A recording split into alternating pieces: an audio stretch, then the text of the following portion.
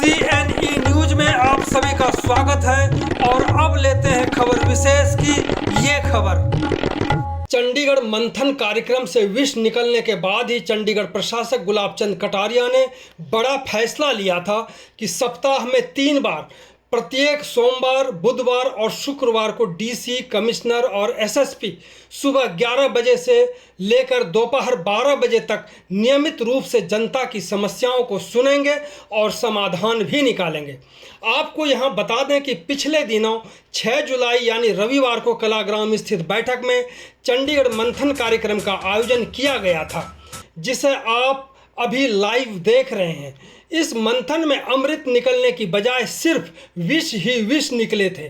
चंडीगढ़ मंथन कार्यक्रम में प्रशासनिक तंत्र की लगातार नाकामी, सुस्त कार्य प्रणाली और आम जनता की समस्याओं को लेकर प्रशासन के प्रति जबरदस्त गुस्सा देखने को मिला था। इस मंथन कार्यक्रम में उपस्थित लोगों ने बेबाकी से अपनी बातें रखी थीं।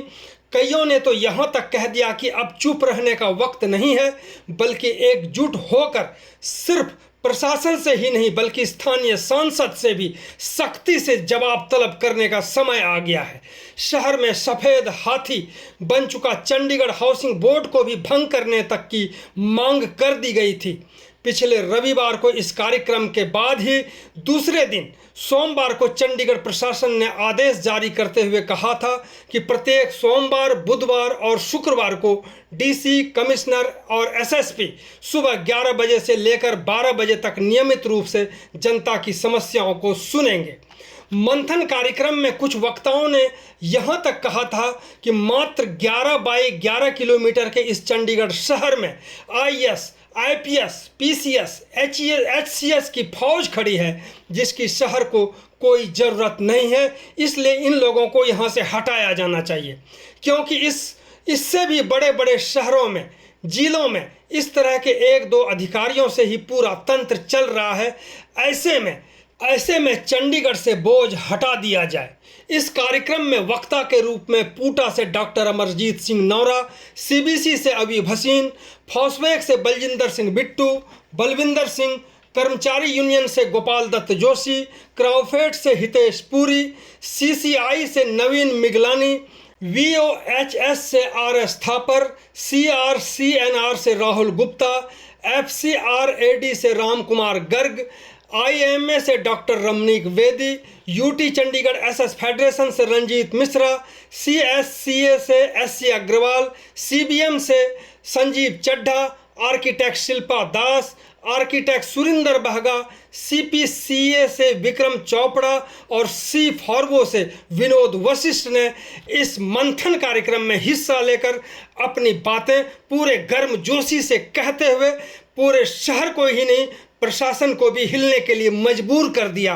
तो इस पूरे लाइव कार्यक्रम को आप जरूर देखें, ताकि आपको समझ में आएगी कि चंडीगढ़ की आखिर समस्या क्या है और इसका निदान कैसे हो। अब देखें चंडीगढ़ मंथन का लाइव कार्यक्रम पार्ट 1 और मैं हूं कुमार मधुकर। सबसे पहले मैं माफ़ी से शुरुआत करूंगा, क्योंकि किसी का नाम आगे पीछे बैठने में आगे पीछे हुए हूँ, बताने में भी या इन्विटेशन जाने आने में भी आगे पीछे हुए हूँ। उनसे मैं माफ़ी मांग रहा हूँ, और माफ़ी इसलिए भी मांग रहा हूँ कि बाद में जो कुछ गलतियाँ होंगी उसके लिए भी माफ़ी चाहूँगा। मैं बताना चाहूँगा कि ये सभी को एक मंच पर जो लाने की बात कैसे आई। ये पिछले कई दिनों से आपने देखा होगा कि फाइनेंशियल क्रंच को लेकर के बात हो रही थी नगर निगम में। तो बाद में पता चला कि प्रशासन में भी सैलरी देने के लिए पैसे नहीं है। फिर बात आई कि गवर्नर साहब ने कहा कि इसका रेट बढ़ा दो, उसका रेट बढ़ा दो, और रेट बढ़ के रहेगा, चाहे एमसी वाले विरोध करें या कुछ करें। यानी जो प्रशासन चाहेगा वही होगा।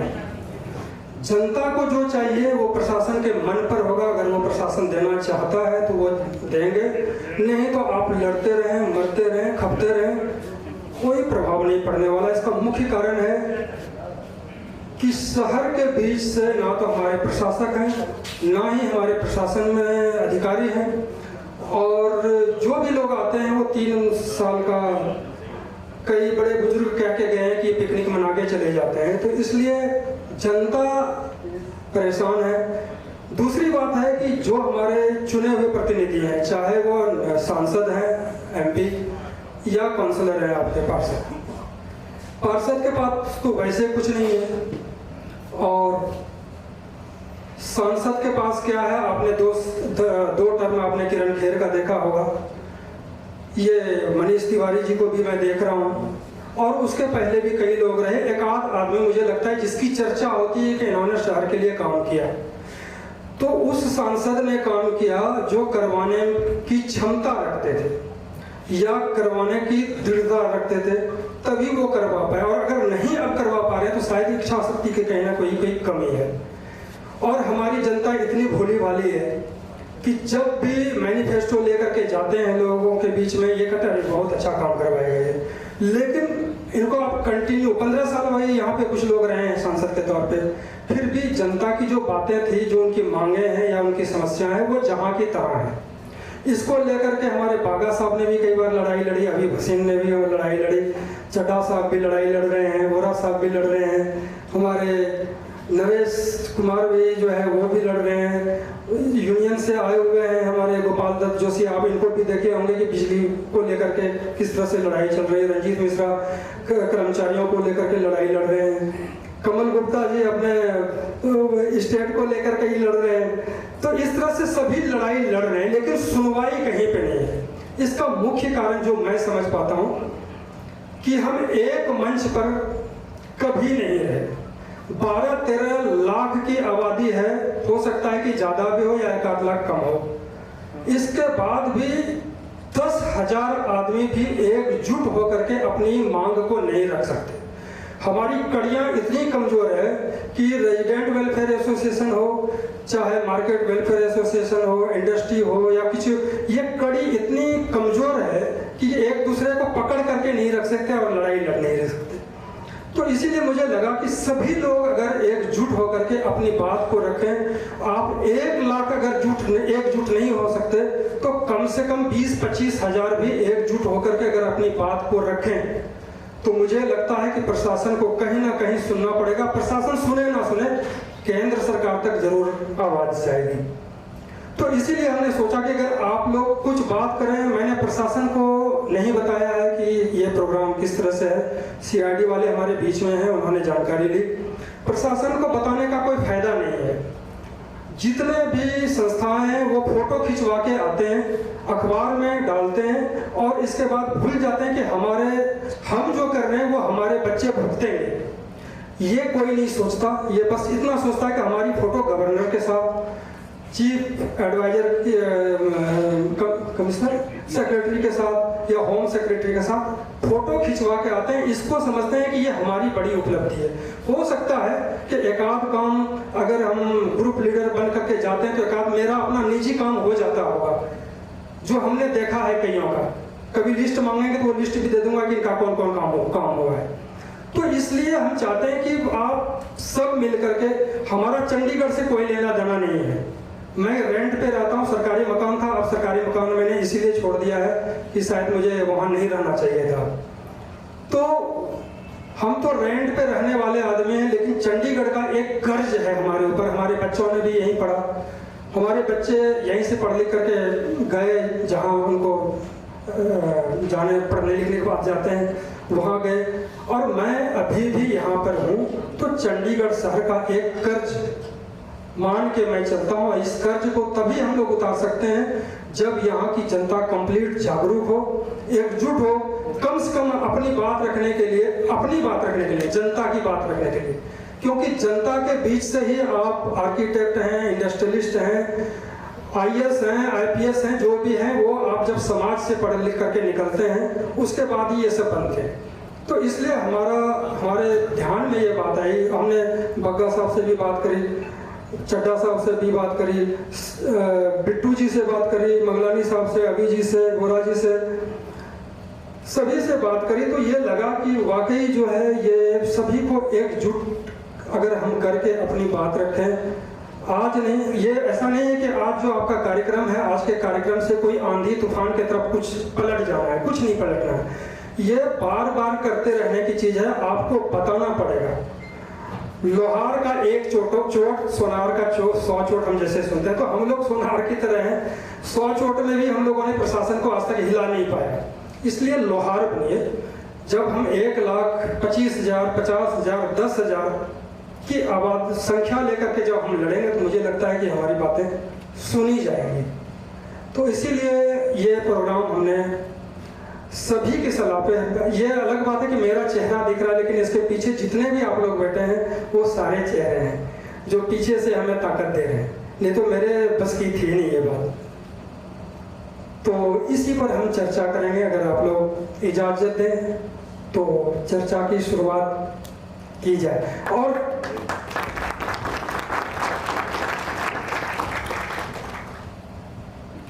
चर्चा की शुरुआत हम अल्फ़ाबेटिकल ढंग से कर रहे हैं, ABCD, जो इसके आगे मैं जानता नहीं। तो इस हिसाब से, ताकि किसी को ये ना लगे कि ये आगे बोलने चले गए या पीछे चलने गए। कुछ हमने अवार्ड भी रखा है यहाँ पर, जो हमारे सामाजिक कामों में लगे हुए हैं, कुछ ना कुछ कर रहे हैं, तो उनके लिए भी है, उनके लिए भी हम तैयारी में है। वो भी अल्फ़ाबेटिकल ही है। बीच में अगर हमें टाइम मिला तो एक आध डायलॉग भी हम सुनवा सकते हैं, अगर आप लोगों की इजाज़त होगी तो।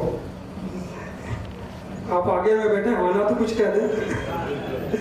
पीछे वाले की आवाज़ शायद कम हो। जी चढ़ा साहब, आपकी मूछें ऐसी कि मुझे डर लगता है यहीं से। तो मैं शुरुआत करूंगा। और एक चीज़ और बता दो, हमारे विनोद वशिष्ठ जी जो है ये बहुत गाइड करते हैं। हमारे राहुल गुप्ता हैं, वो भी हमें बहुत गाइड करते हैं। लेकिन वशिष्ठ जी का जो उनकी जो जानकारी है, मैं वाकई बड़ा प्रभावित हुआ उनसे, क्योंकि ये सब मैं कर ही नहीं पाता। ये वशिष्ठ जी ने जैसे जैसे मुझे बताया, क्योंकि मैं देख कर बोलना जानता हूँ, थोड़ा सा लिख लेना जानता हूँ, वो भी खबरों की दृष्टि से। लेकिन वशिष्ठ साहब ने मुझे कुछ प्रैक्टिकल चीज़ें बताई जो मेरे ध्यान में कभी नहीं था। बग्गा साहब से मैंने 1-2 बार संपर्क करने की कोशिश की कि कुछ जान लो, तो फ़ोन ही नहीं उठा। और जब फ़ोन उठा, जब मैं इनके पास गया तो मुझे लगा कि नहीं, इनको डिस्टर्ब कर रहा हूँ, क्योंकि कई बच्चे इनके पास कुछ सीखने के लिए आते हैं। तो मुझे लगा कि फिर मैंने वशिष्ठ साहब को बहुत जोर से पकड़ा, हमने छोड़ा ही नहीं, आज तक नहीं छोड़ा, अभी तक नहीं छोड़ा, यहाँ बैठे हैं। तो सर बहुत बहुत धन्यवाद वशिष्ठ साहब।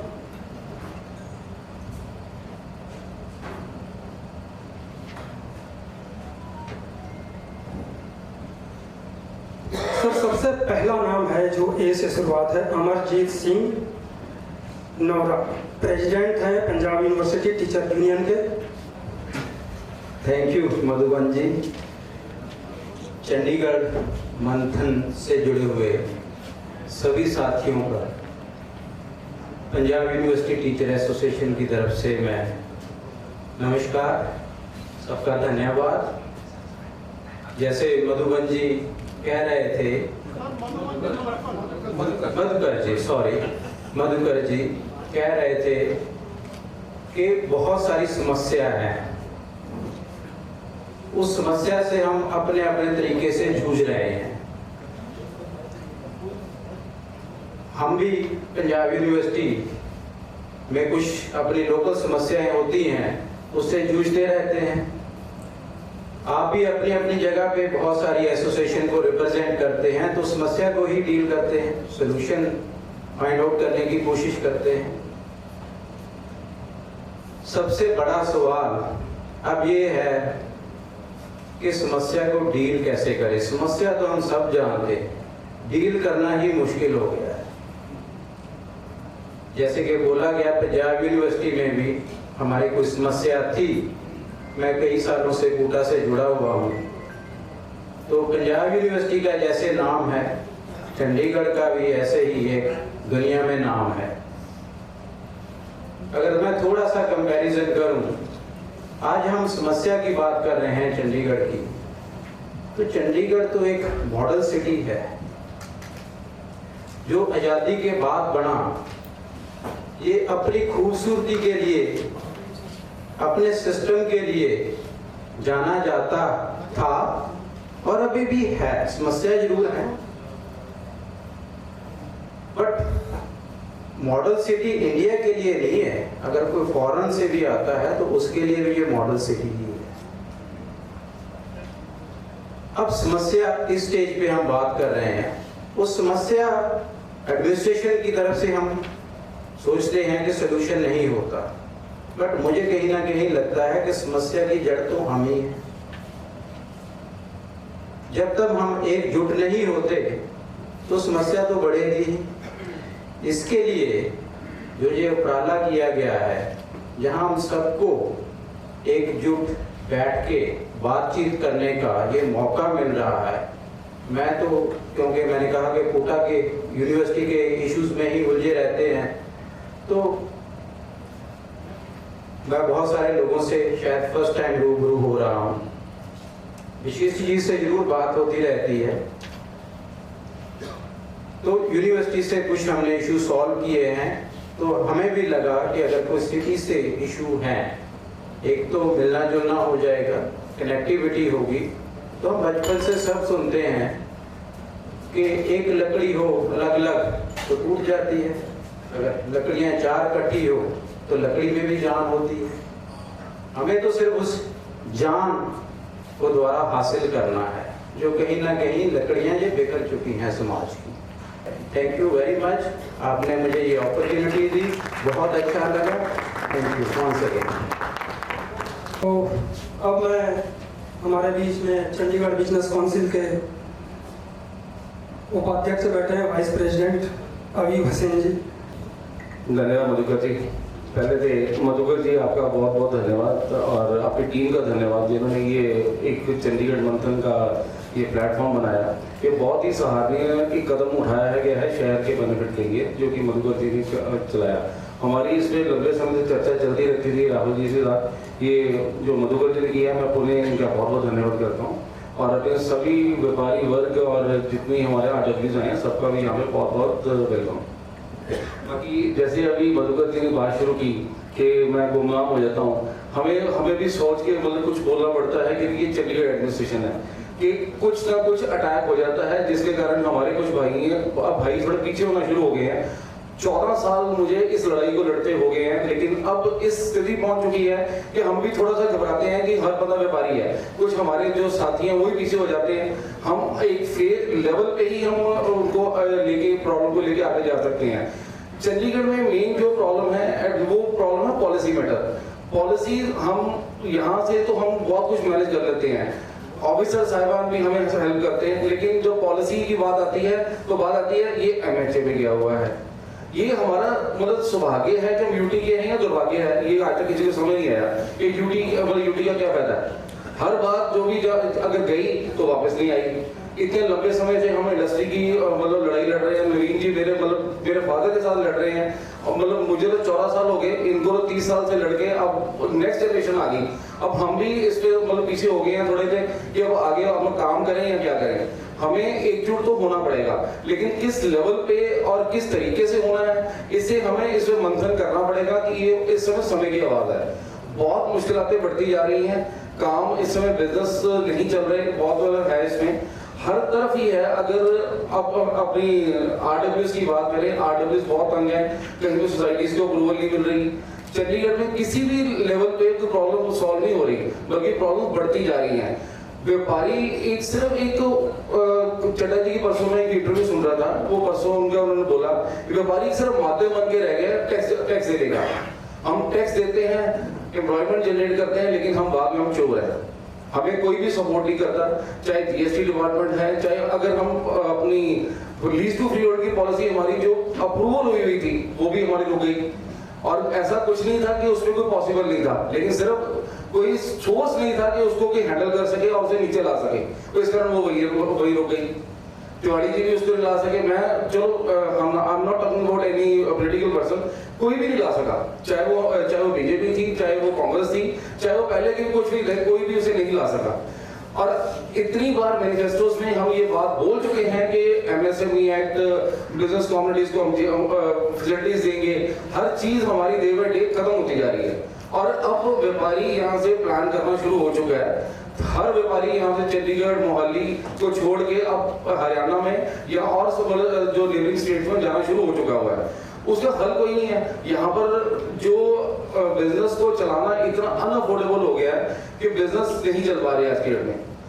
सराउंडिंग सिटीज में अब परसों ही पंजाब गवर्नमेंट ने एक स्कीम निकाली है जिसके कारण इंडस्ट्री में मीटिंग्स होनी शुरू हो गई है कि हम अपने कॉर्पोरेट हाउसेज को वहां शिफ्ट करें। इसका कोई अगर एडमिनिस्ट्रेशन में मैंने बात की है तो आगे इसका कोई जवाब नहीं मिला मुझे। एक बड़ा प्यारा सा एक आगे जवाब मिला मुझे कि भाई साहब कोई बात नहीं, हम भी कुछ ट्राई कर रहे हैं, अगर वो ले आए तो हम भी ला देंगे। कब लाओगे? जब जो रहते हैं वो भी चले जाएंगे। इंडस्ट्री इस समय इंडस्ट्रीज तकरीबन हम कह सकते हैं 90% इंडस्ट्री शिफ्ट हो चुकी हुई है। बिजनेस कम्युनिटी जो हमारे सीडीसी के मेंबर्स हैं इतने तंग हैं, अगर शोरूम्स हैं अपने showroom with in boundary line अगर हमने कुछ नीड बेस चेंज की है वो भी वायलेशन है। ये गलत है। अगर मैं बिल्कुल सहमत हूँ वायलेशन को नहीं करना चाहिए, लेकिन वो सब्जेक्ट टू भी जब अगर वो गवर्नमेंट लैंड पे की गई हो, अगर वो अपने प्रेमिसेस हमारे एक लैंड के अंदर हमने की हुई है, अपने जरूरत अनुसार की है और एयर के अकॉर्डिंगली के प्रॉपर वेंटिलेशन होती है तो उसे हमें वो वायलेशन नहीं होनी चाहिए, लेकिन वो वायलेशन कहाँ होती है? एक प्रॉपर्टी की कीमत इतनी नहीं है जितनी उसकी पेनल्टी बन गई है। एक मेरे पास केस आया, प्रॉपर्टी की कीमत 5 करोड़ रुपए है और उसके ऊपर पेनल्टी 13 करोड़ रुपए। ये हमने गवर्नर साहब को भेजी और दिल्ली पीएम को भेजी, लेकिन उसका कोई जवाब कोई नहीं आया था। ये जो प्लेटफॉर्म बन रहा है ये बहुत जरूरी है इस समय हमें इकट्ठे होने का। अगर हम इसके माध्यम से अगर कोई यूनाइटेडली अगर कोई लेटर भेजें अपने मुद्दे इकट्ठे करके, हो सके सर हमें कोई कहीं हेल्प मिल जाए। तो मैं पुनः अपनी बात रखी अपनी बात को विराम देता हूँ और मधुकर जी का धन्यवाद करता हूँ। थैंक यू मधुकर जी। बलविंदर सिंह बिट्टू जी, तालियां से एक बार स्वागत हो गए। तालियां बजाने में जो है ना तो कोताही नहीं होनी चाहिए। चंडीगढ़ की समस्या बहुत समस्या है। मेरा जन्म भी इतने होया, मैनू इतने 60 साल हो गए। मैं लास्ट मंथ ही होए 60 साल आ मैनू इतने 60 साल हो गए। मैनू नहीं लगता एक गली या एक सड़क भी कोई चेंज हुई है। आप कहते हैं स्मार्ट सिटी बन गया, सिटी ब्यूटीफुल बन गया, ये उदा का ही है। सिर्फ पैसा खर्चा जा रहा है। जो पिछले स्मार्ट सिटी 8 साल से लगा देता स्मार्ट सिटी, सरकार ने 900 करोड़ रुपए खर्चा, आज स्मार्ट सिटी बंद कर। वो पैसे कितने गए ये नहीं पता। जिदा इंडस्ट्री एरिया शुरू होया सीगा, पैसा चार्ज किया 20,000 40,000 के हिसाब से लोगों को पैसे ले, 2,000 करोड़ रुपए इकट्ठा हो गया। इंडस्ट्री एरिया कितने है उत्थे ही। ऐसा ही हाउसिंग बोर्ड है, जमीन एक्वायर की ना किसी ने दी ना दी, हाउसिंग बोर्ड उत्थे है। आज 3 करोड़ रुपए का 3 बेडरूम फ्लैट कौन लेगा? अफोर्डेबल हाउसिंग बोर्ड कितने है? अफोर्डेबल हाउसिंग बोर्ड नहीं है। ये तो एक चोर बेचारी का अड्डा बना रहा है। इतने मधुकर जी जो कह रहे हैं मोहाली डिस्ट्रिक्ट साढ़े तो 8 गुना बड़ा है, 8 गुना, जिन्हों सिर्फ एसपी ते डीसी चलो। इतने गवर्नर भी है, चीफ सेक्रेटरी भी है, होम सेक्रेटरी भी है, फाइनेंस सेक्रेटरी भी है, उस तो के 10 होर IAS है। मैनू लगता चंडीगढ़ के लोगों को जो पैसा इकट्ठा होता सिर्फ अफसरों की तनख्वाह दी है और कुछ नहीं है, या शहर के लोगों को कोई बेनिफिट नहीं दिता जाता। आउटसाइडर जोड़े साढ़े इतने वर्किंग लिए आते हैं, लेबर क्लास आती है, प्रवासी को मकान दिता जाता है। वो भी मैंने हुण पता लगा मकान देंगे नहीं, वो भी किराए से देंगे। 25 साल ही किराए से दिता जाता है। पिछले कुछ दिनों से मैं भी देख रहे हैं कि वो भी लोगों को खोया जा रहा है। एक बंदे ने 30 साल पहला मकान लिया सीगा 1.5 लाख रुपए का। सिंह साहब ने दसा कि 12 करोड़ रुपया हो गया। वो भी कहता फिर 1.5 करोड़ रुपया पेनल्टी कर दी। वो अपने बच्चों को कोई मकान दे के जाएगा कि लाइबिलिटी दे के जाएगा? मैनू तो लगता है चंडीगढ़ च रह रहा है वो अपने बच्चों को लाइबिलिटी दे के जाएगा। तो अब मैं बलविंदर जी से बोलूंगा कि आप आइए। मेरा बहुत धन्यवाद जी। सारे साथियों ने मेरा नमस्कार। दोस्तों पर सारी ये प्रशासन के भुगत भोगी लगातार ਜਦੋਂ ਆਏ ਸੀ ਉਦੋਂ ਉਮਰ ਬਹੁਤ ਛੋਟੀ ਸੀ, ਹੁਣ ਚਿੱਟੀਆਂ ਦਾੜੀਆਂ ਹੋ ਗਈਆਂ, ਪਰ ਸਮੱਸਿਆਵਾਂ ਸਾਡੀਆਂ ਜਿਉਂਦੇ ਤੋਂ ਖੜੀਆਂ ਨੇ। ਮੈਂ ਬਾਰ ਮੰਡਲ ਵੱਲੋਂ ਮਤਲਬ ਗੱਲ ਕਰ ਰਿਹਾ ਜੀ, ਤੇ ਲਗਾਤਾਰ ਜੁਰਮਾਨੇ ਜਾਂ ਹੋਰ ਇੱਦਾਂ ਦੀਆਂ ਸਾਡੇ ਲਈ ਪ੍ਰੋਬਲਮਾਂ ਕ੍ਰੀਏਟ ਕੀਤੀਆਂ ਜਾਂਦੀਆਂ ਨੇ। बुला रहे गोपाल दत्त जोशी से, जनरल सेक्रेटरी हैं federation of UT employees and workers Chandigarh. बहुत बहुत शुक्रिया मधुकर जी। पहले तो मैं आपका विशेष तौर पर थैंक्स करूंगा कि आपने हमें चंडीगढ़ की मशहूर शख्सियतें जो यहाँ बैठी हुई हैं इनके दर्शन कराए, और चंडीगढ़ मंथन के नाम से जो चर्चा शुरू हुई है, उम्मीद है आने वाले टाइम में अगर ये जो एजेंडा रखा गया है, यूटी बनती है, तो इसके बहुत ही अच्छे परिणाम भी निकलेंगे। क्योंकि मैं मुलाजिम में काम करता हूँ, मैं general secretary federation of UT employees workers Chandigarh, electricity employees की भी हम प्रतिनिधित्व करते हैं। जहाँ तक चंडीगढ़ के एम्प्लॉय का सवाल है, चंडीगढ़ के मुलाजिमों की हालत तो ये बन गई है पिछले 5-6 सालों में लगातार एजुकेशन संघर्ष, बिजली के मुद्दे के ऊपर केंद्र सरकार ने आत्मनिर्भर भारत के नाम पर एक फैसला किया कि डिस्ट्रीब्यूशन को प्राइवेट करना है। चंडीगढ़ में अफसरशाही कहां तक पहुंच गई? फैसला तो है डिस्ट्रीब्यूशन का, लेकिन जो हमारे ट्रांसमिशन के सेक्टर हैं, 220 kV है, 66 kV है, 33 kV है, वो गवर्नमेंट के दायरे में रहने चाहिए थे। इन्होंने सारे वो भी जो है कंपनी को बेच दिए। आज जो हमारे जो एम्प्लॉइज हैं, अब जिगर किया साथी ने, हमारी हाउसवेयर के साथी बिट्टू जी ने 74 association of resident welfare association उनकी तरफ से हाई कोर्ट में जो है वो PIL डाली है, वही उसकी जो सुनवाई नहीं हुई, फैसला सरकार ने कर लिया। उसके लिए हमने हर सेक्टर में जाके लोगों को अपील भी किया है, चुने नुमाइंदों के पास भी गए हैं, लोकल MP के पास भी गए हैं, पॉलिटिकल पार्टी के पास, लोगों के पास भी गए हैं। अपने अपने तौर पर सबने जो है उसमें हिस्सा डाला है। लेकिन 31 जनवरी को जिस दिन उन्होंने ट्रांसफर किया डिपार्टमेंट को, अगर उस दिन जो है जो आज बात की जा रही है कि एटलीस्ट जो है कम से कम 10,000 लोग इकट्ठे हो जाते हैं, तो शायद सरकार को इसके बारे में सोचना पड़ता। लेकिन पब्लिक ने जो है जितना उम्मीद थी हमें, उस हिसाब से नहीं जो है अपने आप को इसके खिलाफ जो है प्रदर्शन नहीं कर पाए। एम्प्लॉय तरफ से हम लड़ाई लड़ रहे हैं, आज हमारी लड़ाई जारी है। अब आज की डेट में 350 करीब जो रेगुलर एम्प्लॉयज हैं, 500 करीब जो है हमारे टेम्परेरी एम्प्लॉयज हैं, और वही जो है बिजली चला रहे हैं। जो कंपनी आई हुई है उनके पास हितेश पुरी जी भी मिले हैं, बिट्टू जी मिले हैं, व्यापार मंडल के साथी मिले हैं, अब पिंडों के लोग जा रहे हैं। ये कंपनी का काम क्या है कि वो सिर्फ पहले पैसे कमाने हैं। आगे क्या होता था, पहले हमारी ये प्रायोरिटी होती थी जो चंडीगढ़ के बिजली के एम्प्लॉयज की, कि लोगों की बिजली चलानी हमारी प्राइम ड्यूटी थी। सारे साथियों को जो है कंप्लेंट सेंटर में लगा दो, मेंटेनेंस में लगा दो, जो पैसे कमाने वाला काम, बिजली काटने का काम, डिफॉल्टिंग अमाउंट का, उनको एक साइड रखते थे। लेकिन आज की प्रायोरिटी क्या है? आज की प्रायोरिटी है कि हमने मुनाफा कमाना है, लॉस नहीं होना चाहिए, वो प्रायोरिटी है। बिजली चाहे बंद हो, यानी अपने लोगों को जो है वो बार बार मॉनिटरिंग के ऊपर जो है वो पैनिक के लिए तो रखे उन्होंने, और बिजली में जो है हमारे अपने जो कम एम्प्लॉय है, क्योंकि 200 के कई लोग बिहार से गए चले गए, और कंपनी जो है वो सिर्फ पैसे के लिए काम कर रही है, लोगों के लिए, पब्लिक के लिए, एम्प्लॉय के लिए कोई काम नहीं कर रही है। अब हालत हमारी यहाँ तक बना दी है, जो हमारी जनवरी के महीने में प्रमोशन होनी थी 50-60 लोगों की, आज ने कंपनी जिम्मेदारी ले रही है, सरकार जिम्मेदारी ले रही है। इस करके लगातार जो है जो समस्याएं बढ़ रही है, समस्याओं के लिए नैतिक तौर पर हम आप सारे लोगों से, जो हमारे बुद्धिजीवी हैं, उनसे, हर एक सेक्टर के निवासी हैं, उनसे अपील करेंगे कि आने वाले टाइम में जो मधुकर जी ने जो एजेंडा जो चंडीगढ़ मंथन के नाम से शुरू किया है, इस बात पर हम गौर करेंगे। हम समझते हैं कि जरूर जो है इस समस्या का समाधान होगा। समाधान किस तरह होगा कि हम एजेंडे में बता देंगे। बहुत बहुत शुक्रिया, थैंक यू। अब हम बात करेंगे हितेश पुरी जी का, जो क्रॉफेड के चेयरमैन हैं, और उनको मैं कहूँगा कि वो आप आए और अपनी बात रखें और जोरदार ढंग से रखें। थैंक यू मधुकर जी। सबसे पहले तो मैं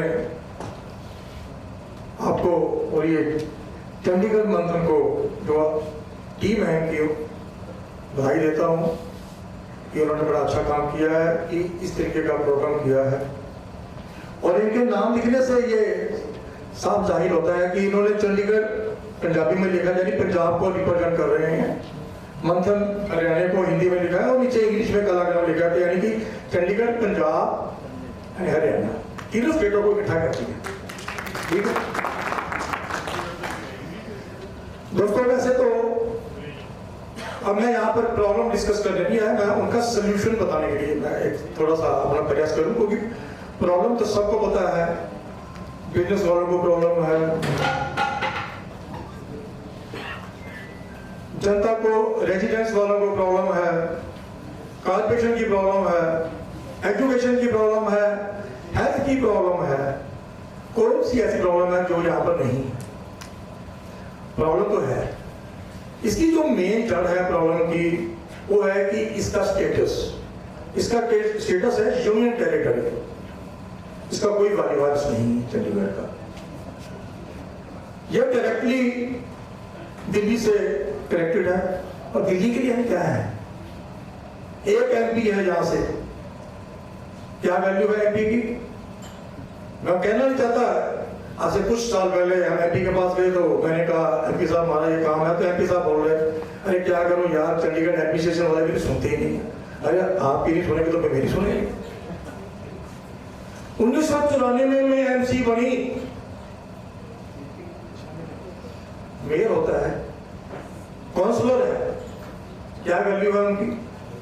एक मेयर अपने कमिश्नर की जो हमें एक्ट लगता है पंजाब म्यूनिसिपल कॉर्पोरेशन का, उसकी तरह सीआर नहीं लिख सकता। पंजाब में मेयर कमिश्नर की सीआर लिखता है, वो प्रॉब्लम है, मेन प्रॉब्लम। काउंसलर क्या वैल्यू है उसकी?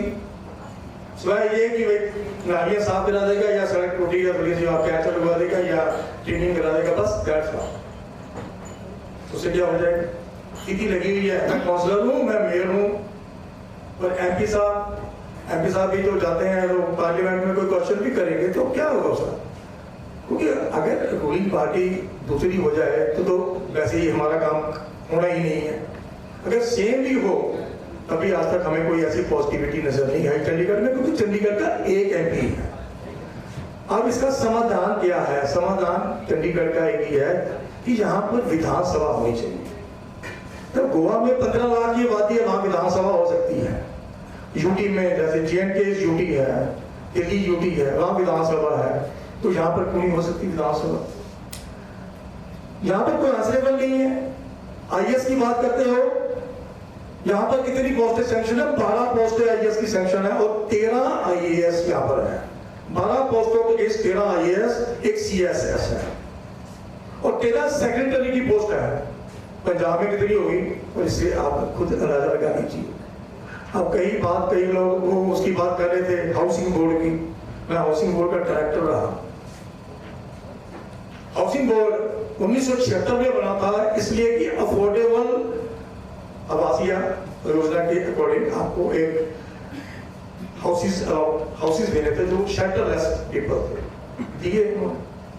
अरे तब किसी का परिवार छोटा है, उसको एक कमरे का ले लिया, किसी ने 2 कमरे का ले लिया, धीरे धीरे परिवार बढ़ेगा, तो उन्होंने उसको मॉडिफाई कर लिया, 3 कमरे कर लिए, with in the story line, with in the building, and आज उसको वाइडेशन कहा जाता है। यहाँ पर प्रॉब्लम क्या है? कंपाउंडिंग की कोई प्रोविजन नहीं है। शेम है, कहते हैं पैसे नहीं है। अरे पैसे चंडीगढ़ में कितने पैसे इकट्ठे करने चाहो इकट्ठे कर सकते हैं। अब इन्होंने फ्लोर वाइज सिस्टम बंद कर दी, तो एक जरिया सोर्स बंद कर दिया जो स्टेट ऑफिस का जरिया था। अरे खुद अपने पैर पर गाड़ी मारे और टैक्सीज हम हमें लगाते हैं। कॉर्पोरेशन में क्या है, अगर ऐड भी कहीं लग जाएगी, कहीं पार्किंग में कहीं ऐड की कोई ऐसी व्यवस्था हो जाए तो क्या इनकम नहीं आ सकती? बहुत इनकम आ सकती है। कोई प्रोविजन नहीं है, प्रोविजन खुद नहीं जनरेट करते हैं और सारा बार हम पे डाल। मैं टैक्स की प्रैक्टिस करता हूँ, टैक्स 1000 करोड़ से ऊपर GST जाता है साल का। वो अकेला ही एक खत्म करने लगा हूँ, अकेला ही काम पूरा कर सकता है। लेकिन नहीं, हमारे पास पैसे की कमी नहीं, सेंट्रल पैसे ले जाती है। तो ये एक यहाँ पर समस्या है।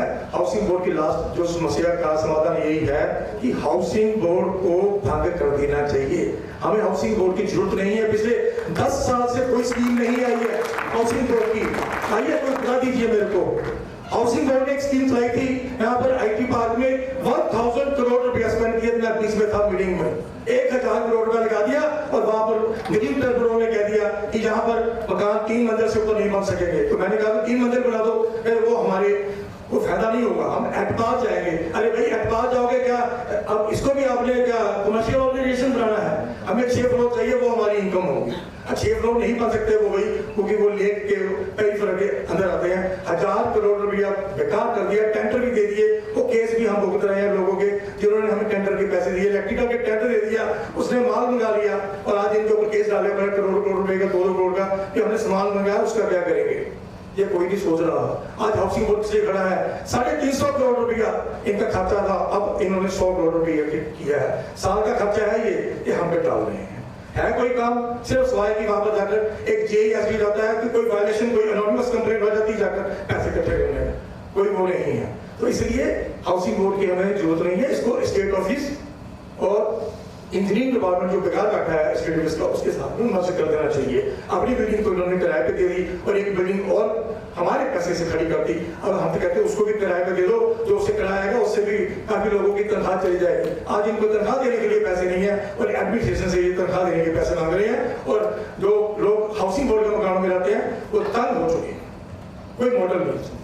तो ये इसका जो समाधान है, विधानसभा इसका समाधान है और मेयर को पावर की जाए और डायरेक्ट इलेक्शन मेयर की होनी चाहिए और तभी ये इसका समाधान चंडीगढ़ का हो सकता है। अदरवाइज जब तक नहीं होता तो कम से कम MHA का एक सब ऑफिस आना चाहिए ताकि हमें पता लगे कि ये फाइलें यहाँ पर किस जगह पर है। वहाँ फाइल चले जाती है, 4 साल के बाद भी फाइल मिलती नहीं है। Thank you very much. Naveen Manglani ji हैं, मिगलानी जी वाइस प्रेसिडेंट हैं chamber of Chandigarh industries. Thank you Madhukar ji, बहुत बड़ा मुद्दा आपने आज लिया है, बहुत अच्छा प्रोजेक्ट है। तो जहाँ तक आप बोलते हैं कि मीटिंगों में बोलते हैं कि नहीं, मेरे को लेटली एक किस्सा याद है, क्योंकि we were there in Raj Bhavan for launch of startup policy.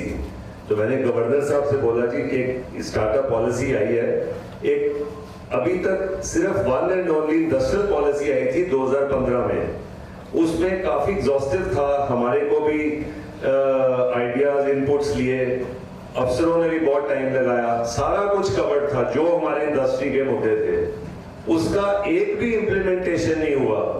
And you know what governor साहब सेड, कहते जी ये सरकारी काम है ना, ड्राफ्ट में रहते हैं, इम्प्लीमेंटेशन नहीं होती, what we can expect from the bureaucracy. तो मैं एग्री करता हूं हितेश जी के साथ कि यहाँ कुछ सेटअप चेंज की जरूरत है। विल, पॉलिटिकल विल होनी चाहिए, पॉलिटिकल पावर होनी चाहिए, ब्यूरोक्रेसी ने कुछ नहीं करना। They are here for honeymoon period only. Industry की जो हमारी 3-4 मेन इश्यूज हैं, जैसे कि leasehold to freehold नहीं कर रहे, हायर FAR नहीं दे रहे, MSMED एक्ट है वो इम्प्लीमेंटेशन अभी तक नहीं हुआ जो पार्लियामेंट में पास हुआ है, और मिसयूज वायलेशन के नोटिसेस आते हैं। तो मतलब पुरानी चीजें कि ये सोल्यूशन नहीं हो रही, नई प्रॉब्लम्स और उलझाए जाते हैं इसमें। आपको मैं बता दूं, काफी लोगों को पता होगा, हम चंडीगढ़ हर एक पैरामीटर में टॉप पे आता है, highest per capita income, quality of life, everything. हम लास्ट हैं of all the 29 states and union territories on the parameter of ease of doing business. तो क्या एक्सपेक्ट करेंगे कि यहाँ बिजनेस करें? अगर ये चाहे तो रेवेन्यू बहुत सारा जनरेट हो सकता है, इनकी विल और पावर है ही नहीं करने की। जो भी है we are dependent on MHA कि वहां से कुछ होगा तो ये चलेगा। 1981 से के बाद आज तक कोई नया इंडस्ट्रियल प्लॉट नहीं काटा गया। चलो हम मानते हैं we have constraint of limited land space, 10 kilometre by 11 kilometre का हमारा यूनियन टेरिटरी है, तो और जगह नहीं है, but at least allow us to grow vertical.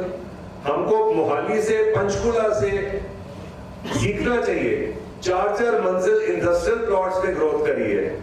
Allow करा है उनको, हालांकि उनके पास और जगह है लेकिन वर्टिकल एक्सपेंशन अलाउ करी है, एफएआर ज्यादा दी है, फ्री होल्ड करा है। पंजाब ने तो रिसेंटली लास्ट वीक ही अभी अनाउंस करा है, हॉस्पिटल्स होटल्स कुछ भी करिए आप, इतनी फ्लेक्सिबिलिटी हो गई है। और चंडीगढ़ यूनियन टेरिटरी इतना रिजिड है, वो पुराना हेरिटेज को ही पकड़ के बैठा हुआ है कि कुछ और डेवलपमेंट करनी ही नहीं, आते हैं चले जाते हैं, that's it.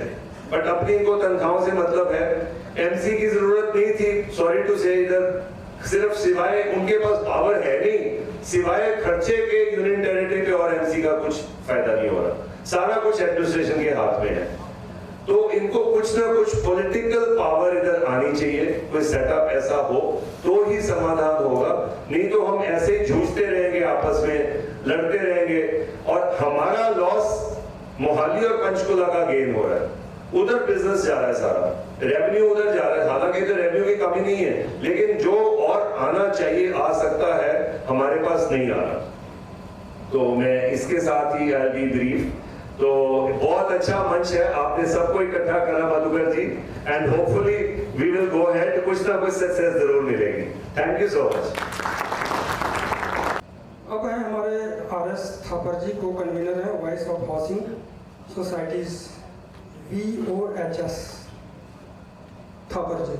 Madhukar ji thank you. Vinod Vashishth ji का भी इनिशिएटिव है आज के प्रोग्राम के विच। मैं वॉइस ऑफ हाउसिंग सोसाइटीज जो सारिया ग्रुप हाउसिंग सोसाइटीज हैं 48 to 51 उन्होंने रिप्रेजेंट कर रहे हैं, and we have been fighting with the administration for the last 4-5 years. Puri साहब ने एक, मैं उत्थों ही शुरू करांगा, हाउसिंग बोर्ड के बारे बोलिया, क्योंकि साडियां सोसाइटियां भी जड़ियां वो मैक्सिमम हाउसिंग बोर्ड की मार थले है। अनफॉर्चुनेटली जो सानू लैंड अलाट हुई है तो एक नोडल एजेंसी बना दिता गया था हाउसिंग बोर्ड। हर मामले के विच उन्होंने गलत कैलकुलेशंस करके साडे मैंबरां दे उत्ते पूरा बोझ पाया। छोटिया छोटिया एग्जाम्पल देना तुहानू कि जिहड़ा कन्वर्शन का इशू है ਉਹਦੇ ਉੱਤੇ सोसाइटियां के केस ਦੇ ਵਿੱਚ लैंड ਨੂੰ 1.2 ਨਾਲ ਮਲਟੀਪਲਾਈ नहीं किया जाता, ये 96 की पॉलिसी कहती है। लेकिन इन्हें 1.2 ਦੇ ਨਾਲ पिछे जून ਦੇ ਵਿੱਚ आर्डर होने के बाद भी हाली तक कोई इंप्लीमेंट नहीं की। इसी तरह जी अनलैंड इनक्रीज है, वह लैवल 40 लाख तक पहुंच गया। एक फ्लैट बंदा बेचता है तो ही is being asked to deposit 40 lakhs as unearned increase. ਉਹਦੇ ਕੀ यूज कर रहे हैं ਤੁਸੀਂ देखो, लैंड अलाट हुई है और सोसाइटी ਨੂੰ ਅਲਾਟ ਹੋਈ, और सोसाइटी ਨੂੰ ਕਾਹਦੇ ਵਾਸਤੇ ਹੋਈ ਹੈ? ਆਪਣੇ ਮੈਂਬਰ ਤੋਂ ਤੁਸੀਂ ਡਵੈਲਿੰਗ ਯੂਨਿਟ ਬਣਾ ਕੇ ਦੇਣਾ। ਮੈਂਬਰ ਨੂੰ ਸਿਰਫ ਡਵੈਲਿੰਗ ਯੂਨਿਟ ਦੀ ਅਲਾਟਮੈਂਟ ਹੋਈ ਹੈ। ਆਰਸੀਐਸ ਤੋਂ ਇਹਨਾਂ ਨੂੰ ਇਨਫੋਰਮੇਸ਼ਨ ਜਾਂਦੀ ਹੈ कि एक कास्ट ऑफ ड्वेलिंग यूनिट है जिसके दो कंपोनेंट है, cost of land plus cost of construction. ये बदमाशी करके सिर्फ कास्ट ऑफ लैंड में चुकते हैं जी कि 1,45,000 है, as against dwelling unit cost of 13.45 lakh. उन्होंने 9% नाल कंपाउंड करते हैं तो फिगर जी 1 करोड़ 6 लाख आनी चाहिए है, वो 10 लाख के उत्ते निपटा रहे, जिहदे नाल चार्जिस जिहड़े हैं। क्योंकि जे इहनूं मैं कलैक्टर रेट के उत्ते आवांगा, जे कलैक्टर रेट ठीक हो जाता तो ये नील बनती है अनलैंड इनक्रीज, जिहड़ा 32 ਤੋਂ 40 लाख रुपए चार्ज है। पर हुण थोड़ा जिहा एक सानू आसरा मिलिया, डीसी साहब ने फाइनांस सैकटरी नूं लिखिया कि सोसाइटियां का काम जिहड़ा वो स्टेट ऑफिस दे कोल आ रहा, वो लेटर ऑलरेडी जा चुका है and that is under consideration. हुण ये जो मंच बनया है ये बड़ी अच्छी गल है कि सारे इकट्ठे हो रहे हैं। वशिष्ठ साहब नाल काफी बार इस मुद्दे उत्ते गल हुई है, बट एक चीज तुसीं देखोगे कि जिन्नियां पोलिटिकल पार्टीज हैं, मेनली 2-3 पोलिटिकल पार्टीज हैं, वो क्रेडिट की तो हकदार हैगियां। मतलब क्रेडिट भी किस किस्म का फायदा तो कोई एडमिनिस्ट्रेशन को मिल नहीं रहा। हाँ, प्रॉपर्टी टैक्स जब 3 गुना बढ़ गया ਉਹਨੂੰ ਘਟਾ ਕੇ 2 ਗੁਣਾ ਕਰਤਾ, ਉਹਦੇ ਉੱਤੇ ਕ੍ਰੈਡਿਟ ਲੈਣ ਦੀ ਹੋੜ ਲੱਗੀ ਹੋਈ, ਕਿਉਂਕਿ ਸਾਰੇ ਲੋਕਲ ਹੀ ਹੈ ਲੀਡਰ। ਤੇ ਕਿਉਂ ਨਾ ਅਸੀਂ ਇਹਨਾਂ ਨੂੰ ਵੀ ਰਿਕਵੈਸਟ ਕਰੀਏ ਵੀ ਤੁਸੀਂ ਇੱਕ ਆਪਣੀ 5 ਮੈਂਬਰੀ ਕਮੇਟੀ ਬਣਾਓ ਫਰਮ ਆਲ ਦਾ ਪੋਲੀਟੀਕਲ ਪਾਰਟੀਜ਼, ਜਿਹੜੇ ਤੁਹਾਡੇ ਮੁੱਦਿਆਂ ਦੇ ਉੱਤੇ ਗਵਰਨਮੈਂਟ ਦੇ ਨਾਲ ਇਨ ਐਡੀਸ਼ਨ ਟੂ ਜਿਹੜੀ ਵੀ ਇੱਥੇ ਬੋਡੀ ਵਰਕ ਹੁੰਦੀ ਹੈ ਉਹ ਵੀ ਟੇਕ ਅਪ ਕਰਨ, ਤਾਂ ਕਿ ਕੋਈ ਮਸਲਿਆਂ ਦਾ ਹੱਲ ਹੋ ਸਕੇ। ਇੱਕ ਛੋਟਾ ਜਿਹਾ ਮੁੱਦਾ ਕਿ ਟਾਈਮ ਸ਼ਾਰਟ ਹੈ, ਪਾਰਕਿੰਗ ਦਾ ਮੁੱਦਾ ਹੈਗਾ, ਅਸੀਂ ਵੀ ਸੁਸਾਇਟੀਆਂ ਦੇ ਵਿੱਚ ਫੇਸ ਕਰ ਰਹੇ ਹਾਂ। ਜਿਹੜਾ B ਕੈਟਾਗਰੀ ਵਾਲਾ ਉਹ ਵੀ 5 ਗੱਡੀਆਂ ਲਈ ਫਿਰਦਾ, ਸਪੇਸ ਹੈ ਨਹੀਂ। ਇੱਕ ਸੋਲੂਸ਼ਨ ਇਹ ਕਰਦੇ ਹੈ ਕਿ 10 ਸਾਲ ਤੋਂ ਉੱਤੇ ਦੀਆਂ ਗੱਡੀਆਂ ਬੈਨ ਕਰ ਦਿਓ, ਲੇਕਿਨ ਉਹ ਫਿਰ ਨਹੀਂ ਹੋ ਜਾਣੀ ਕਿ ਫਾਈਨਾਂਸ ਹੁੰਦੀ ਹੈ, ਪੈਸਾ ਲੋਕਾਂ ਕੋਲ ਹੈ। ਤਾਂ ਮੇਰੇ ਮਨ ਵਿੱਚ ਇਹ ਆਇਆ ਸੀਗਾ ਕਿ ਜਦੋਂ ਰਜਿਸਟ੍ਰੇਸ਼ਨ ਹੋਣੀ ਹੈ ਗੱਡੀ ਦੀ, ਉਹਦੇ ਵਿੱਚ ਇੱਕ ਸਰਟੀਫਾਈਡ ਪਾਰਕਿੰਗ ਸਪੇਸ ਉਹ ਕੰਡੀਸ਼ਨ ਹੋਣੀ ਚਾਹੀਦੀ। ਸਰਟੀਫਾਈਡ ਪਾਰਕਿੰਗ ਸਪੇਸ ਹੈ ਨਹੀਂ, ਜਿਵੇਂ ਸੁਸਾਇਟੀਆਂ ਦਾ ਪ੍ਰੈਜ਼ੀਡੈਂਟ ਹੈ ਉਹਦੇ ਕੋਲੋਂ ਸਰਟੀਫਿਕੇਟ ਲਿਆ ਜਾਵੇ ਵੀ ਇਹ ਗੱਡੀ ਲੈ ਸਕਦਾ ਜਾਂ ਨਹੀਂ ਲੈ ਸਕਦਾ। ਇਹਦੇ ਨਾਲ ਕੋਈ हल से निकल सकेगा। Thank you. हम राहुल गुप्ता को बुलाएंगे क्योंकि वो रामलीला कमेटी नेहरू पार्क के प्रेसिडेंट हैं। सांस्कृतिक मसलों पर भी बातचीत होनी चाहिए क्योंकि ये बहुत बड़ी समस्या है। अगर हमारी संस्कृति ही खत्म हो जाएगी तो फिर हमारी स्थिति होगी क्या, इसी को लेकर। इन 2 सालों में मैंने इतनी प्रॉब्लम्स फेस करी हैं कि मैं बता नहीं सकता आपको। हमें कोई भी सांस्कृतिक कार्यक्रम करना होता है तो सबसे पहले तो हमें जगह ही नहीं मिलती कि जगह कहाँ करें। ओपन पार्क में करें, बारिश का डर, मौसम खराब। कम्युनिटी सेंटर्स में परमिशंस के लिए जाते हैं, परमिशन है ही नहीं। वो कहते हैं जी आप यहाँ पे शादी कीजिए, कोई और फंक्शन कीजिए, अलाउड है, बट आप सांस्कृतिक कार्यक्रम नहीं कर सकते यहाँ पे। आपको कोई जगह ही नहीं है शहर के अंदर काम करने के लिए। मंदिरों में जाते हैं, मंदिरों में बहुत बिजी शेड्यूल है और जगह का बहुत अभाव रहता है। सबसे बड़ी प्रॉब्लम, इससे भी ज़्यादा प्रॉब्लम है, जैसे हम रामलीला करते हैं 14-15 दिन का हमारा से जाना होता है। हमें कई सालों से रिक्वेस्ट करी जा रही है कि सिंगल विंडो हो, हमें एक ही स्थान पे जगह मिले कि हम वहाँ पे परमिशन अप्लाई करें, नहीं हो पा रहा है। अब मैं राम कुमार गर्ग साहब हैं, अल्फ़ाबेटिकल में आप भी आ रहे हैं और इनका एक परिचय मैं दे दूँ जो हमारे पास है। ये फाइनेंस सेक्रेटरी है federation of Chandigarh region automobile dealers. ये चंडीगढ़ के अंदर क्या चीज़ ऐसी है, मुझे याद है यहाँ पे चीफ कमिश्नर साहब हुआ करते थे, एक home secretary, finance secretary, DC, और पुलिस की तरफ से एसएसपी पुलिस मिस्टर गौतम थे शुरू में, भटौर साहब भी रहे। आप सबको कुछ मालूम है जो पुराने यहाँ के रहने वाले हैं। मैं तो 73 से उनको मुझे जब से ही मालूम है। एक एसएसपी साहब सारे चंडीगढ़ की पुलिस को संभाल के रखते थे। आज चंडीगढ़ में DGP, IG, DIG, 2-3 SSP, SP, DSP तो नंबर पता ही नहीं। इसी तरह जो चीफ मिनिस्टर साहब थे उनकी जगह एडमिनिस्ट्रेटर साहब आ गए। एडमिनिस्ट्रेटर के बाद एडवाइजर साहब, जिनको आज चीफ सेक्रेटरी का रैंक दे दिया गया, होम सेक्रेटरी और डीसी, और कितने आईएएस, कितने आईएएस और कितने एचसीएस, पीसीएस। इस तरह एमसी के अंदर भी एक म्युनिसिपल कमिश्नर हुए करते थे, उसके बाद भी 3-3, 4-4 उनको एडिशनल कमिश्नर भी मिल गया। ठीक है, पैसा तो आप लोगों ने देना है, जीएसटी भी आपने देना है, इनकम टैक्स भी देना है, प्रॉपर्टी टैक्स भी देना है, तो तनख्वाहें तो वहीं से जानी है। तो हमें कोई इसकी चिंता भी नहीं, और आराम से बैठे उनको दिए जा रहे हैं और वो ऐश करे जा रहे हैं हमारे पैसे के। तो जब जैसा पहले भी बताया कि जब चंडीगढ़ एक छोटी सी डिस्ट्रिक्ट 10 बाई 11 या 11 बाई की है, एक तरफ कहते हैं लैंड लॉक है, चारों तरफ इसके महकूम बाउंड्री वाल करा दे चंडीगढ़ के, तो इतनी यहाँ पे ना गुंडागर्दी होगी, ना इतनी पुलिस की शायद पड़े। नंबर 1। नंबर 2, जब हरियाणा के अंदर पंचकुला हमारे साथ में है, इधर पंजाब में मोहाली है, और बड़े बड़े डिस्ट्रिक्ट हैं, वहाँ पे एक डीसी और एक एसएसपी जब वो एडमिनिस्ट्रेशन चला सकते हैं, तो चंडीगढ़ के अंदर क्या नई चीज़ है कि यहाँ पे chief secretary home secretary, administrator साहब, डीजीपी, आईजी फलाना, किस लिए? क्या बताइए आप, समझ बैठे हैं किस लिए?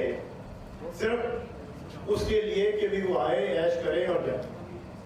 आपने एमपी और चुनाव की बात करी। मैं तो कहता हूँ कि जितने भी व्यापारी भाई हैं हमारे यहाँ पे, सबसे पहले तो ये जाकर के प्लाजा में कसम खाएं कि इन लोगों को हमें 1 रुपया चंदा नहीं लेना है, 1 रुपया, क्योंकि सबसे पहले यही आगे बढ़ के जाते हैं। 10 लाख, 20 लाख, 25 लाख, कोई चोरी छिपे तो कोई ऊपर से, कोई नीचे से, कोई अगल से बगल से देते हैं। हम भी देखते हैं कि झड़ के इधर भी आ जाए तो वो भी नहीं आता। तो इसलिए व्यापारियों से यही आग्रह है कि ये पैसा इनको चंदा के ना दें। इनको जब घर पे आए तो जिस तरह आपको भगाते हैं उसी तरह से भगा दें उस टाइम, तो शायद ये ठीक हो जाए। नहीं तो कोई उम्मीद इसकी कोई दिक्कत नहीं है, उनका झूठ ही बोलना काम है। आप जितना भी मैनिफेस्टो आप देखिए, क्या काम हो गया? आप साल भर में कुछ आपने हिसाब किताब लिया है? एक 10 साल मजा लेके गई वो, आपने कभी पूछा उनको कि क्या हुआ? मुझे याद है कि हाउसिंग बोर्ड की तरफ से कोई एक आंदोलन चला था 54-55 दिन के लिए, कहा कि एमपी अगर आ जाएंगे और वो जूस पिला के अगर भूख हड़ताल तोड़वा दें तो शायद वहाँ भी नहीं की, तो आप किस काम के हैं भाई? तो आपको तो लड़ना पड़ेगा, अपने हक की लड़ाई खुद लड़नी होगी। आप ये सोच रहे हैं कि थाली में कोई परोस देगा, तो थाली में तो कोई नहीं परोसेगा, अगर परोसा भी होगा तो वो खा के चला जाएगा। इसलिए सतर्क रहें, सजग रहें और खुद लड़ें। ये धरने पे बैठने वाले धवन साहब होते थे, जो हमें जानकारी है, वो अब है नहीं। तो अब हम कहेंगे डॉक्टर रमनीक बेदी जी हैं, इंडियन मेडिकल एसोसिएशन के चेयरपर्सन हैं, एकेडमी ऑफ मेडिकल स्पेशलिटीज इसके। तो बेदी साहब आप आइए, आप काउंसलर भी हैं, नगर निगम में पार्षद भी हैं और IMA से भी हैं और एकेडमी से भी हैं। तो हमें लगता है कि ज़्यादा धारदार और ज़्यादा जो जमीनी वाली बात होगी वो करेंगे। 5 minute. Thank you. And I think ऐसा लगता है कि शायद हम यहाँ पर शिकायत करने बैठे हैं। मैं समझता हूँ कि शिकायत वाली बात नहीं है। हम कंज्यूमर हैं और जो गवर्नमेंट है हमारी एक वेलफेयर स्टेट है, तो हमारा हक बनता है अंडर द डेमोक्रेसी कि हम उनसे बात करें। जब तक ये डायलॉग जो है ये दोनों तरफ से नहीं होगा, तब तक जो है इसका समाधान भी किसी भी समस्या का हो ही नहीं सकता। अब जब हम चंडीगढ़ की बात करते हैं तो चंडीगढ़ में सबसे पहले आता है ये स्मार्ट सिटी। ये आजकल खास करके ये फैशन में आ गया है। तो जब हम स्मार्ट सिटी में, मैंने देखा कि स्मार्ट सिटी है क्या आखिर, उसमें कोई 20-25 पैरामीटर्स हैं, वो हम अगर पूरा करेंगे तब जाके ये एक स्मार्ट सिटी कहलाने के हकदार होगी। उसमें जो 2 बेसिक मुद्दे हैं वो है ease of living and quality of life.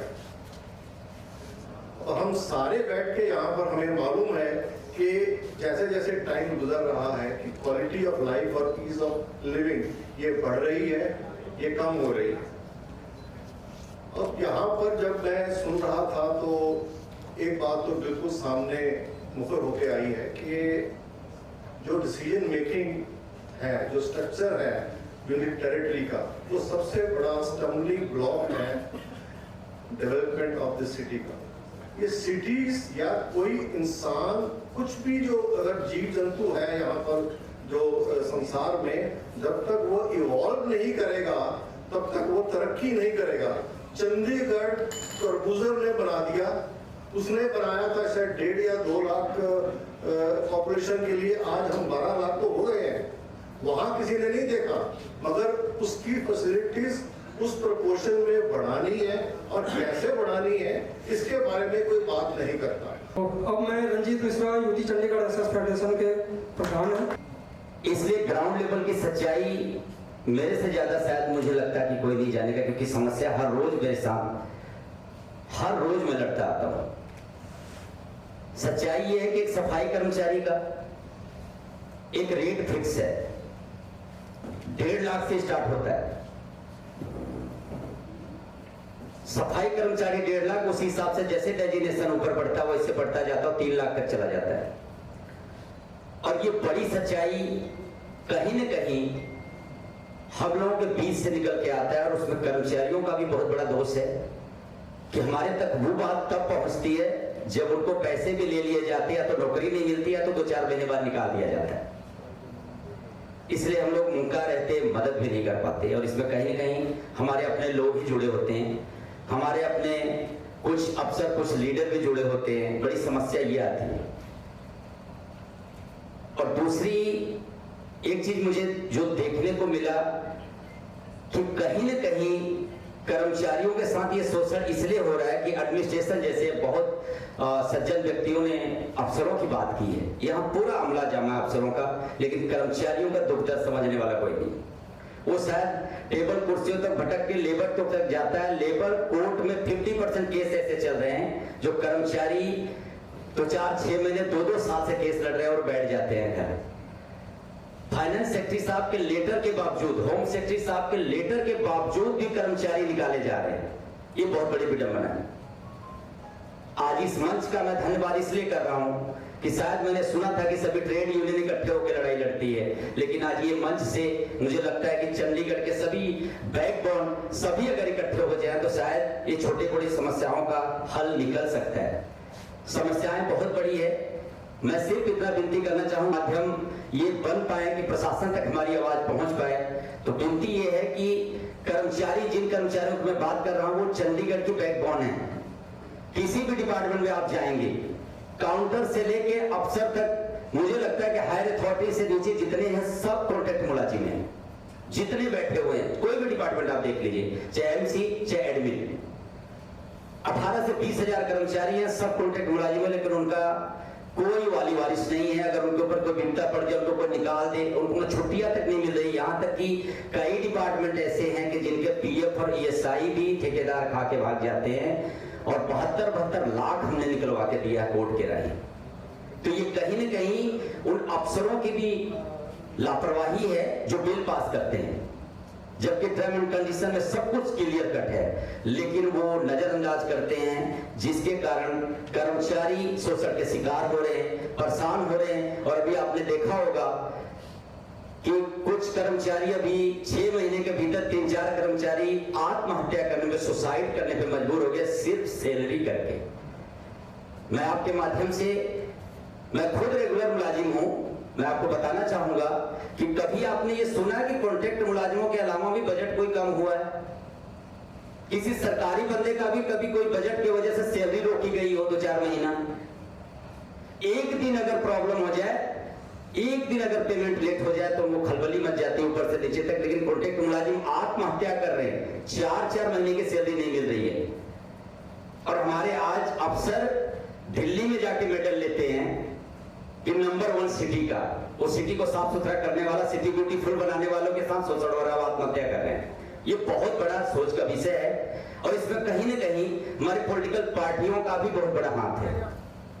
क्योंकि जो लोग किसी भी पार्टी के हों, पर्टिकुलर में किसी एक का नाम नहीं ले सकता, जो भी काउंसलर हमारे एरिया से जीत के जाते हैं, उनका ध्यान इसमें होता है कि ठेकेदारों के ऊपर दबाव बनाना कि इस बंदे को निकालो, मेरे 4 चमचों को सेट करो। मुझे नहीं पता कैसे आप करोगे। ये कड़वी सच्चाई मैं बोल रहा हूं, मैं माफी चाहता हूं।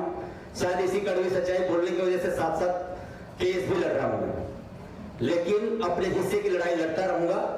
यही मेरी विनती है आप सबसे, क्योंकि आप लोग बहुत से आने लोग हैं, हमारे बीच में बहुत बुजुर्ग लोग भी बैठे हैं, और इस मंच को यहीं तक ना सीमित रखें। अगर आप लोगों का साथ रहा, अगर आप लोगों का साथ हमारे ट्रेड यूनियन को मिल गया, तो हमें ये लगता है कि हम लोग मिलकर कुछ न कुछ सरकार के ऊपर और इस प्रशासन के ऊपर, जो अमला जामा इतनी बड़ी यहाँ फौज बननी बैठी है, जबकि पंजाब में, हरियाणा में इतने बड़े बड़े जिले हैं, उस जिले में भी इतने ISPCS नहीं है और HCS नहीं है।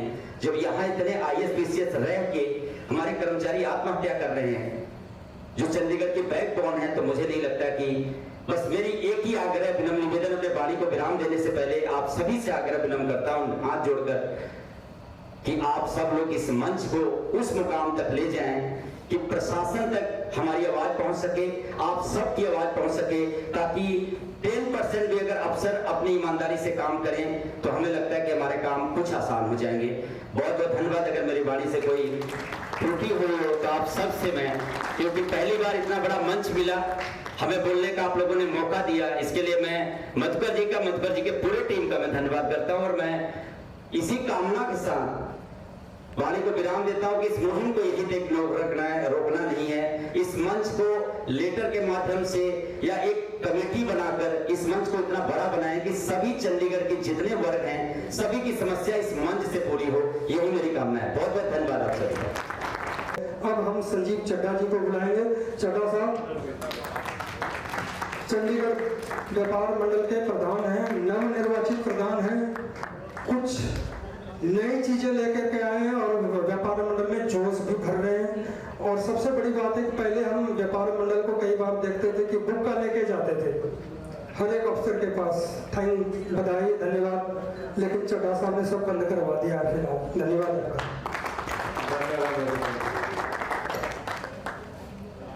चंडीगढ़ मंथन ਦੇ ਵਿੱਚ ਆਏ ਸਾਰੇ ਅਲੱਗ-ਅਲੱਗ ਵੱਖ-ਵੱਖ ਐਸੋਸੀਏਸ਼ਨ ਤੋਂ ਆਏ ਮੇਰੇ ਸਾਰੇ ਦੋਸਤੋ, ਸਭ ਨੂੰ ਮੇਰੀ ਪਿਆਰ ਭਰੀ ਸਤਿ ਸ੍ਰੀ ਅਕਾਲ ਤੇ ਨਮਸਕਾਰ। ਚੰਡੀਗੜ੍ਹ ਮੰਥਨ ਮਧੂਕਰ ਜੀ ਨਾਲ ਪਿਛਲੇ ਕਾਫੀ ਦਿਨ ਤੋਂ ਮੇਰੇ ਘਰ ਮਹੀਨੇ ਡੇਢ ਮਹੀਨੇ ਤੋਂ ਤਕਰੀਬਨ ਗੱਲਾਂ ਹੁੰਦੀਆਂ ਰਹੀਆਂ ਔਰ ਬੜਾ ਅੱਛਾ ਇਨੀਸ਼ੀਏਟਿਵ ਹੈ। ਔਰ ਕਿਤੇ ਨਾ ਕਿਤੇ चाहे वो व्यापार को लेके होवे, चाहे वो रेजिडेंसी वेलफेयर को लेके होवे, और इधर का इनिशिएटिव लेने की बहुत ज़्यादा लोड़ सी। और मधुकर जी मैं भी कहना चाहांगा कि जिहड़ी तुसीं पत्रकारिता करते हो ना निडर होके, और यही इदां ही जिहड़ा चंडीगढ़ मंथन का कार्यक्रम है इदां ही चले, ये साडा सारियां दा कार्यक्रम है। और एक मंच के इकट्ठे होने का जो मौका दिता, शिकायत सानू चाहे व्यापारी है चाहे रेजिडेंस वाले ने रहनिया ने, एडमिनिस्ट्रेशन तो रहनिया शिकायत, और कितने कितने समाधान होने पिछे जिन्नी दे साढ़े राइट साढ़े की ने और रिस्पोंसिबिलिटीज की ने, आप इधर नहीं तुरांगे उन्नी देर तक, और नाले इकट्ठे नहीं होवांगे उन्नी देर तक असीं शायद कितनी कामयाबी नहीं होगी। व्यापार करते हैं, व्यापारियों की बहुत ज्यादा समस्यावां ने, और मैनू ये समझ नहीं आती चंडीगढ़ से जाके, चंडीगढ़ जदों इत्थे कोई भी नवा कानून लगना होवे, चाहे कोई होर कोई कुछ भी होंदा होवे, तो चंडीगढ़ इत्थे एक चंडीगढ़ शुरुआत तुसीं करते हो, तो फिर जदों कोई चीज़ की रिलीफ देनी है वो भी चंडीगढ़ को देनी चाहिए है। लगाने की कोशिश करते आप मेरे इंडस्ट्रीज वाले भरा भी बैठे ने सारे, तकरीबन असी जी जदों की वैट के जोड़े पिछे के केसिस ने उन्होंने लैके OTS स्कीम के उत्ते लगे आते हैं। सारे इतने जिन्ने भी लीडर साहबान साढ़े बैठे ने तो वाई हम जो तुम पंजाब ने 3 बारी स्कीम देती, हरियाणा ने दे दी, साड़ी नेबरिंग स्टेट छो ऑल ओवर इंडिया तकरीबन स्कीम आ गई ने। किते ना किते अफसरों को समझाने हैं तो ये अगे जाके ये MHA की गल करते हैं है इतने दिक्कत चला गया।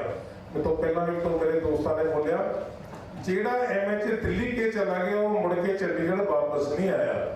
वो या तो किते ना किते अफसर इतने इंटेलीजेंट ने वो समझा के कामयाब नहीं होंगे, या असी अफसरों को बिल्डिंग वाले लाज के मुद्दे ले लो।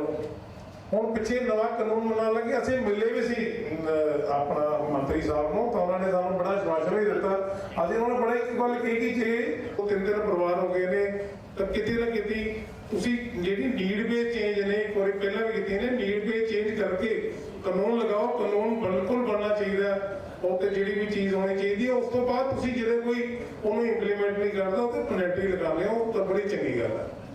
तो जो तक ये चीज़ नहीं होएगी, और चंडीगढ़ दे विच मैनूं लगदा जिहड़ी साडी एडमिनिस्ट्रेशन है किसी भी पैसा ने मगलानी ने बोले इज डूइंग बिजनेस बिल्कुल नहीं है, बिजनेस फ्रेंडली साडी एडमिनिस्ट्रेशन बिल्कुल नहीं है, जिहदा नुकसान की हो रहा कि जिहड़ा इधरों दी कारोबार हैगा जिहड़ा शिफ्ट हो के पंचकूले मोहाली जा रहा, जिहड़ा टैक्स चंडीगढ़ में मिलना चाहिए सीगा तो मोहाली पंचकूला जा रहा।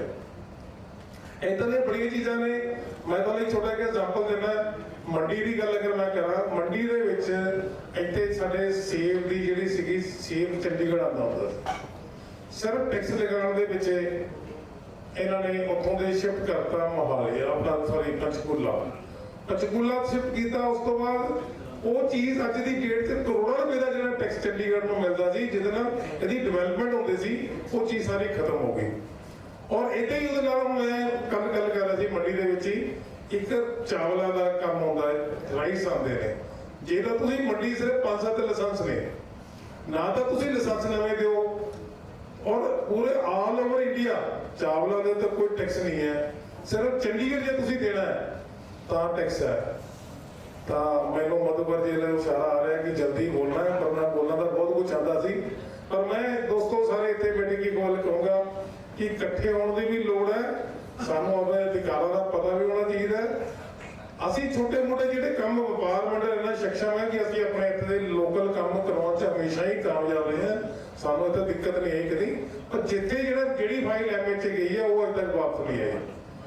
ਔਰ ਮੈਂ ਕਹਾਂਗਾ ਸਾਰੇ ਵਪਾਰੀ ਬਰਾਸੀ ਜਾਂ ਜਿਹੜੇ ਵੀ ਰੈਜ਼ੀਡੈਂਸ਼ੀਅਲ ਸਾਡੀਆਂ ਜਿਹੜੀਆਂ ਸਮੱਸਿਆ ਨੇ, ਸਾਡੀਆਂ ਸਮੱਸਿਆਵਾਂ ਇਕੱਠੀਆਂ ਨੇ। ਚਾਹੇ ਜੇ ਅਸੀਂ ਵਪਾਰ ਕਰਦੇ ਹਾਂ, ਸਾਡਾ ਰੈਜ਼ੀਡੈਂਸ ਵੀ ਇੱਥੇ ਹੀ ਹੈ, ਚਾਹੇ RW ਹੈ ਚਾਹੇ MW ਹੈ। ਸਾਨੂੰ ਲੱਗਦਾ ਕਿਤੇ ਨਾ ਕਿਤੇ ਮੁੱਦਿਆਂ ਦੇ ਉੱਤੇ ਸਾਨੂੰ ਇਕੱਠੇ ਹੋਣਾ ਚਾਹੀਦਾ। ਔਰ ਇਹ ਜਿਹੜਾ ਮੰਥਨ ਕਾਰਜਕ੍ਰਮ ਮਧੂਕਰ ਜੀ ਨੇ ਸ਼ੁਰੂ ਕੀਤਾ ਬਹੁਤ ਵਧੀਆ। ਪਰ ਮੈਂ ਮਧੂਕਰ ਜੀ ਤੁਹਾਡੇ ਨਾਲ ਇੱਕ ਗੱਲ ਤੋਂ ਸਹਿਮਤ ਬਿਲਕੁਲ ਨਹੀਂ ਸੀ।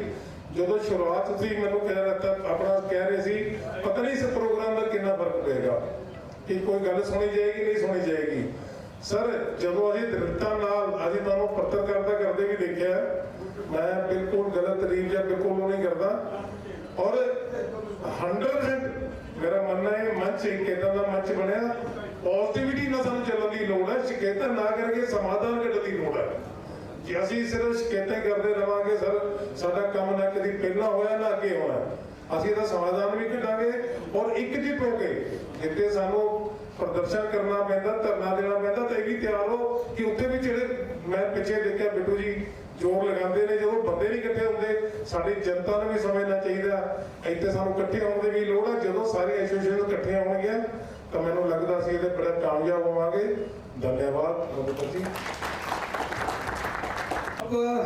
आर्किटेक्ट हैं हमारे Shilpa Das ji, founder organizing secretary at Chandigarh and Chandigarh urban festival. Shilpa Das ji आए, आप भी मार्गदर्शन करें, क्योंकि आपके पास काफ़ी लोग जाते होंगे जो मकान नहीं बनवा पा रहे, प्रशासन में धक्के खा रहे होंगे नक्शा पास करवाने के लिए, इस तरह की बातें आती होंगी। 5 मिनट में निपटाएं इनको।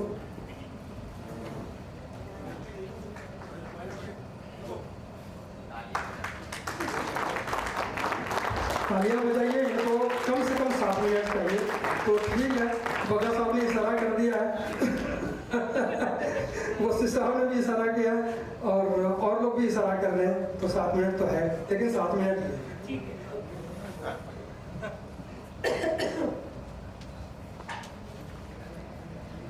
यूं तो हमने लाख शहर देखे हैं, तुम सा नहीं देखा। जी हाँ, ये है चंडीगढ़ हम सबकी जान। मैं हूँ शिल्पा, मैं यहाँ एज आर्किटेक्ट हूँ, लेकिन एट चंडीगढ़ सोसाइटी और चंडीगढ़ अर्बन फेस्टिवल को रिप्रेजेंट कर रही हूँ।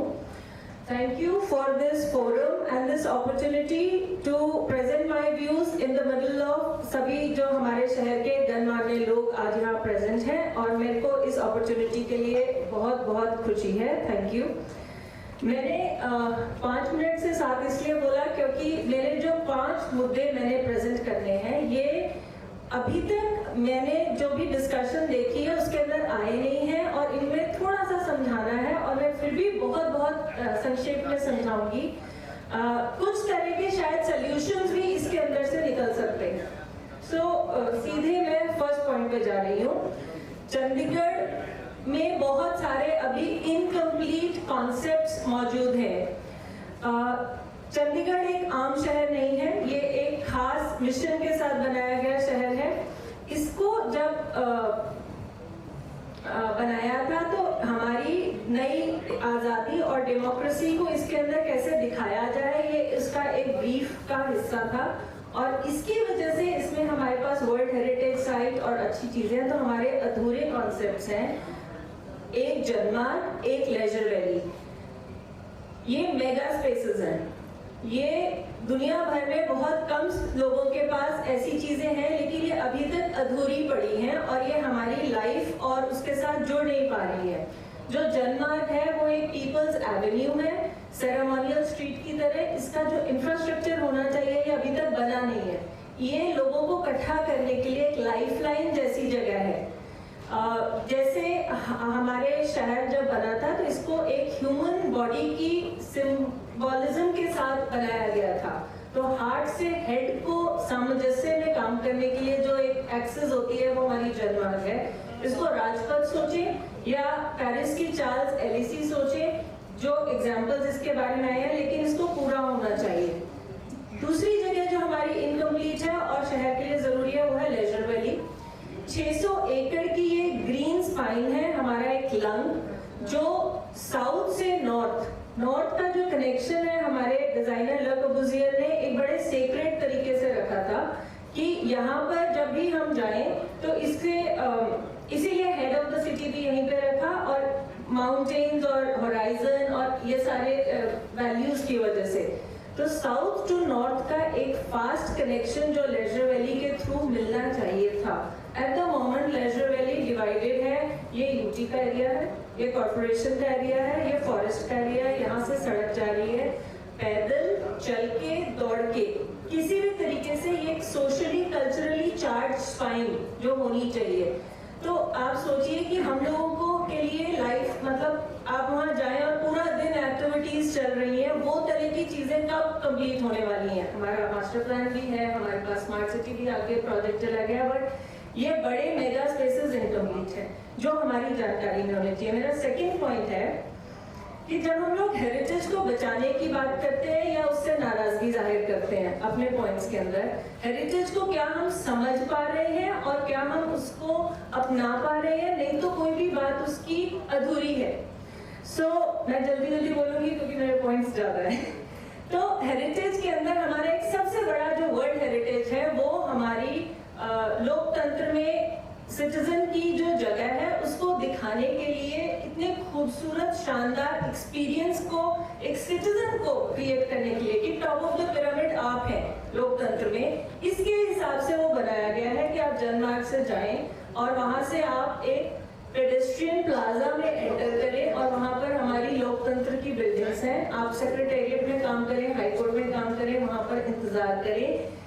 ये उसका पर्पस है और ये एक्सपीरियंस 99% चंडीगढ़ के लोगों ने देखा नहीं है। अगर आपको पता नहीं है तो फिर आपको हेरिटेज के साथ कनेक्शन कैसे बनेगा। आयरनी ये है कि वो जगह जहाँ से लोगों को घुसना चाहिए वहां पे जजेस की कार पार्किंग है, और लोग जो पिछले 2 महीने में बहुत बड़ा एक रॉक गार्डन की दीवार टूट रही है, पार्किंग का मसला हाईकोर्ट का जो डिस्कस हो रहा है उसका, क्योंकि लोग पीछे से जा रहे हैं और प्लानिंग उनके आगे से जाने की है।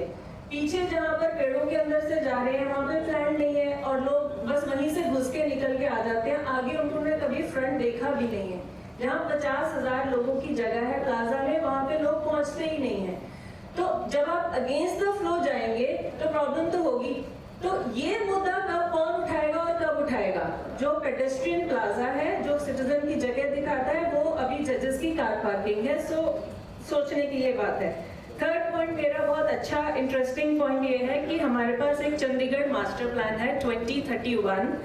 2015 में ये एडमिनिस्ट्रेटर ने नोटिफाई किया, कोर्ट के ऑर्डर से बना था, बहुत जद्दोजहद से बना था, और ये लीगल डॉक्यूमेंट है। लेकिन म्युनिसिपल कॉर्पोरेट, तो इंडियन पार्लियामेंट ने 1952 2 लॉज पास किए थे development, capital of Punjab development के।